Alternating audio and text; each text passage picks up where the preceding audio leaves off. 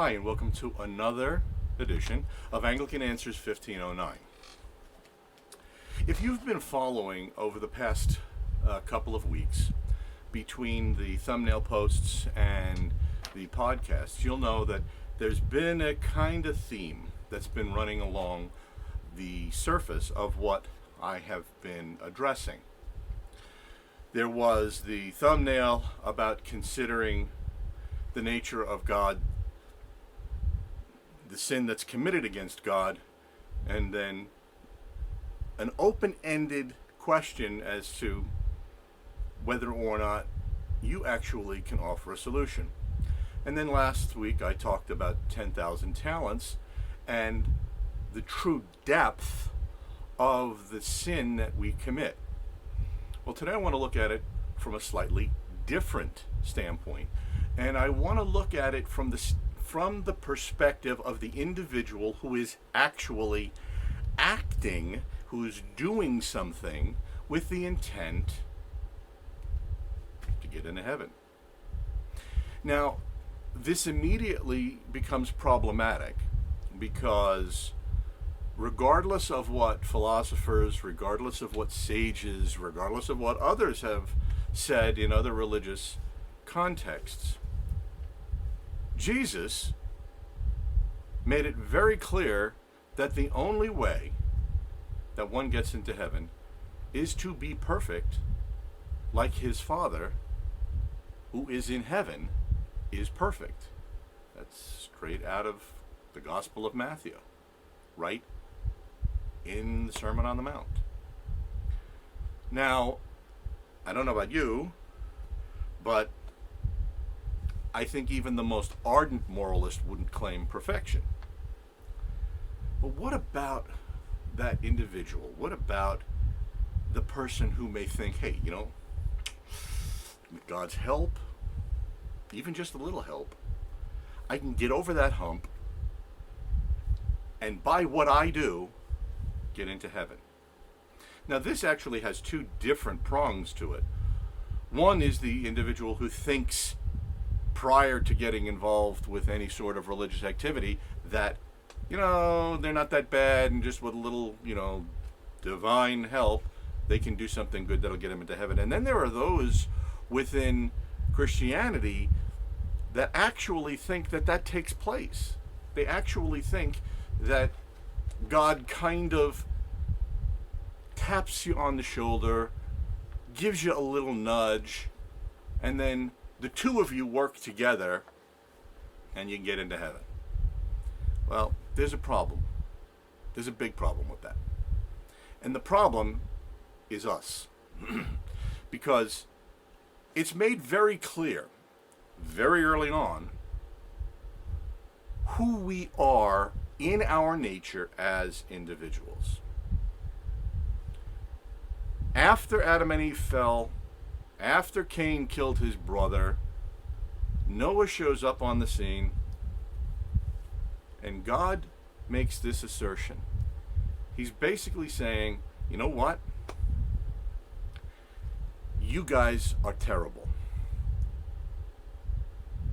And he saw that the wickedness of man was great in the world, in the earth, and that every intent of the thoughts of his heart was only evil continually.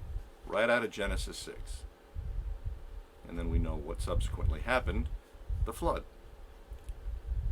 But it doesn't end there. In the wisdom literature, we see one of the Psalms, some attributed to David, and it says, "The fool has said in their heart, there is no God. They are corrupt. They have done abominable works. There is none who does good." Now, a lot of people like to say, well, that's talking about the atheist. It's not talking about the atheist. It's talking about the individual that practically denies the existence of God by their life. And there are some people that live a life who claim to be Christians that are practical atheists. So if you take those two verses alone, or those three verses alone, and you identify those verses as the core of who we are as individuals, because that's what it's talking about. It's talking about our nature.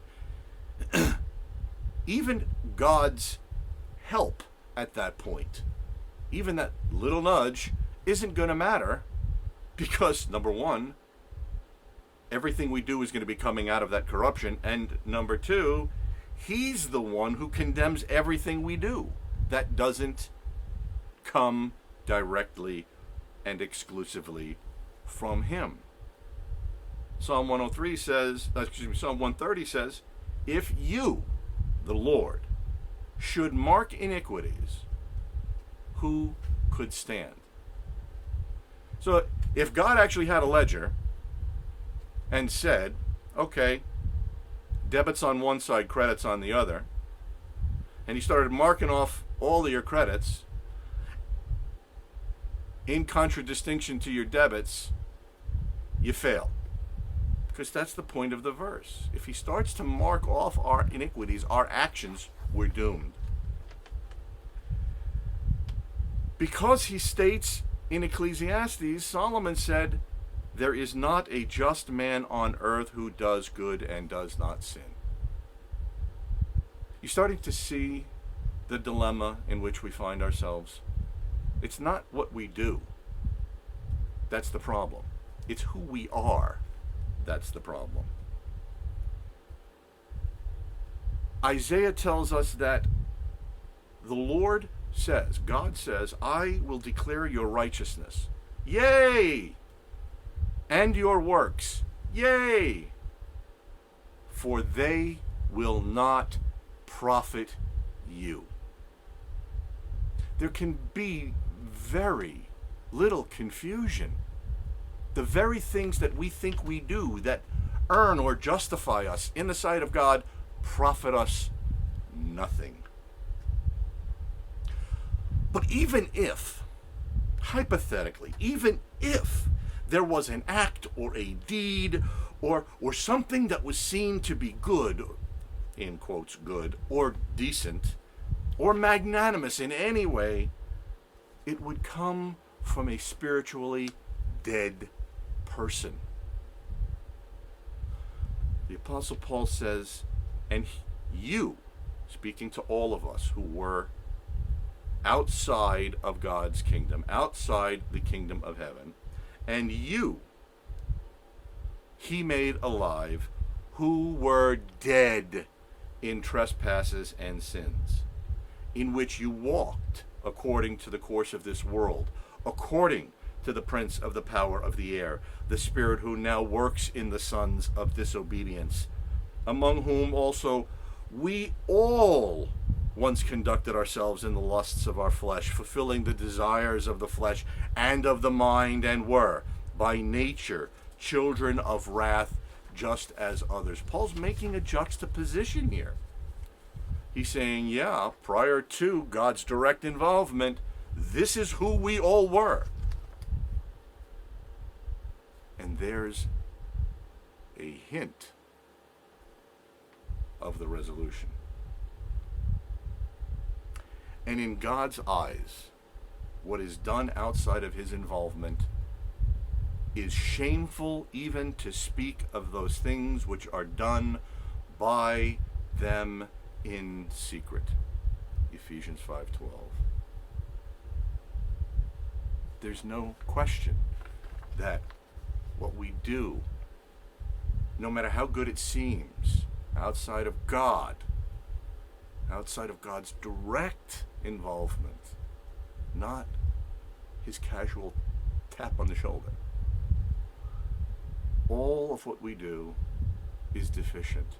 Not only deficient, it is unprofitable. And if all of those references, and there are hundreds of others, I'm just giving you the tip of the iceberg. If all of those references aren't sufficient, I want you to listen to this final verse. We are all an unclean thing, and all our righteousness are like filthy rags. Isaiah 64:6.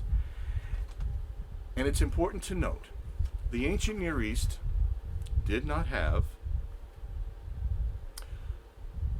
Walgreens didn't have a CVS, didn't have a Costco, it didn't have a Stater Brothers, a Vaughn's, and Alpha Beta, and Albertsons. It doesn't matter. It didn't have the modern conveniences that we have today. Why do I say that?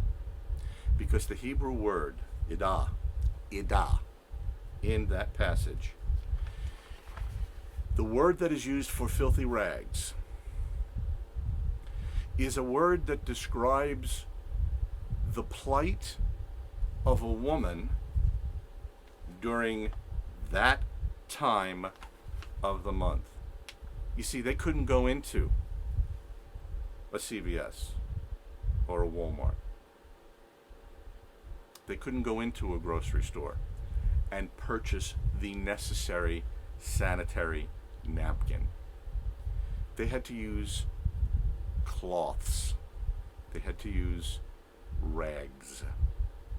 So when Isaiah says that all our righteousnesses are like filthy rags before the sight of God, it means that every act, every thought, every intention, everything we do, everything we think outside of direct involvement of God in our lives is essentially a used cloth from a woman's menstrual cycle.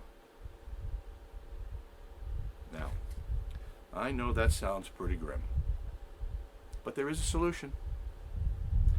However, you'll have to tune in next Monday to hear what it is. That is what is known as a tease.